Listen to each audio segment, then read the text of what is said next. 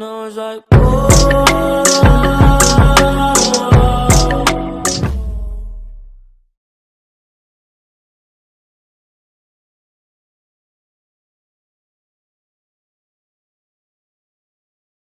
Hello guys, welcome back to our channel Algorithm Pod. My name is Jitesh. So here I am with a continuation of our series Cryptography and Network Security. Make sure to watch all the videos from beginning so the better understanding of the topics. So let's jump right into it. So the next topic in our cryptography and network security is principles of security. Now principles of security is basically meaning that what are the things which we need to make sure, the basic requirements which are needed in order to make sure that the system or communication channel is secured. Now commonly we refer it as the CIA triad. CIA stands for confidentiality, integrity and availability. Now confidentiality simply means keeping secrets. You do not want your message to be disclosed to other parties. You just want your messages to be between you and the receiver who you are sending. Now integrity, you do not want your messages to be modified or changed in between the transmission or anywhere else. So integrity is one of the crucial messages. Integrity is one of the main principles which helps to prevent unauthorized changes. Now availability, now you expect that the whatever the messages you are sending, it should be available to you all the times. The authorized persons, availability is the principle which makes sure that the messages and data are available to you all the times whenever you need it as per your requirement. So the next topic is security approaches. Now now we need to provide some security. It is concerned about how we can provide the security. The principles make sure that in what are the things which we need to keep in mind in order to provide security. It concerns about how we can provide the security. Suppose there are sender and receiver, and how we should approach this thing. First thing is, we do not want anyone to infiltrate the communication between sender and receiver. That is the first step called prevention, which means pre-attack stage. Before the attack, you want to prevent any kind of attacks. You want to run a safety checks on your computer or anything. So that comes under prevention. Now protection.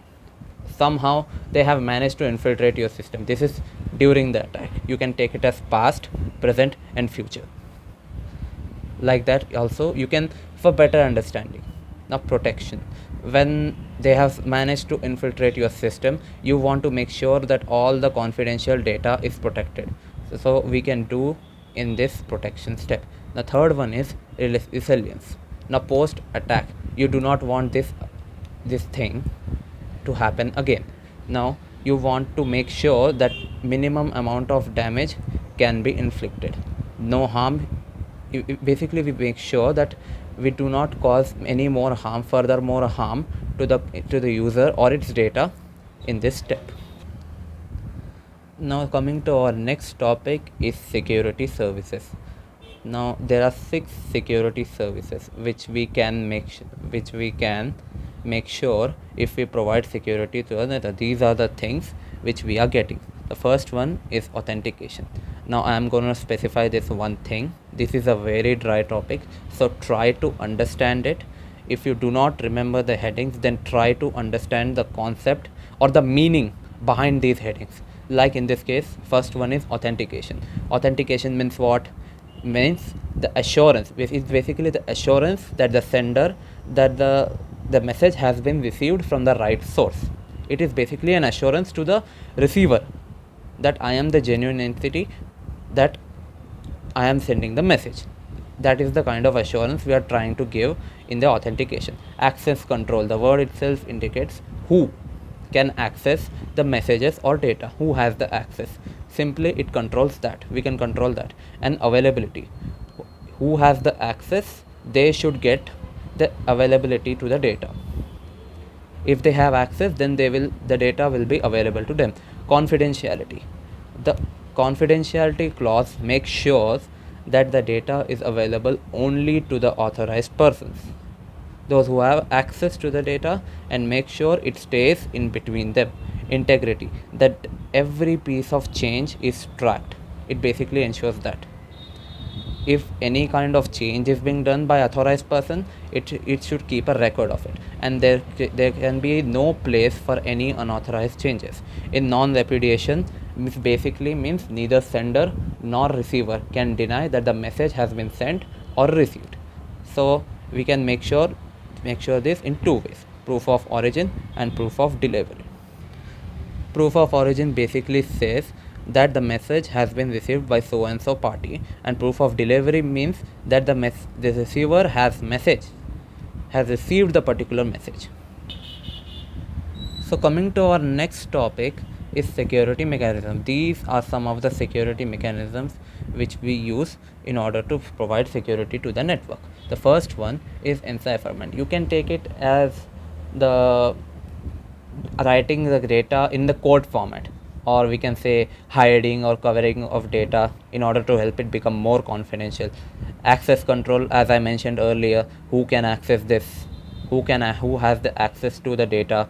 Notarization means using a third party mediator, like in the case we use social media these days in order to exchange messages or chat with our girlfriends or boyfriends, anyone.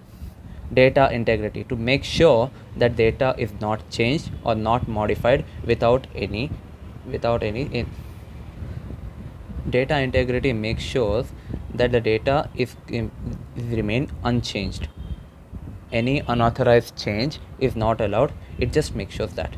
Authentication exchange, who can access, like giving access to some other guy. Bit stuffing, like is concerned with adding more extra bits into the data to make it unreadable. Digital signature is basically a form of electronic signature added by a sender and received and checked by the receiver. It is form of electronically, it is equivalent to your handwritten signature. So that's it guys for this video. Make sure to like this video and subscribe to our channel. Hit the bell icon for the notifications. See you guys in the next video.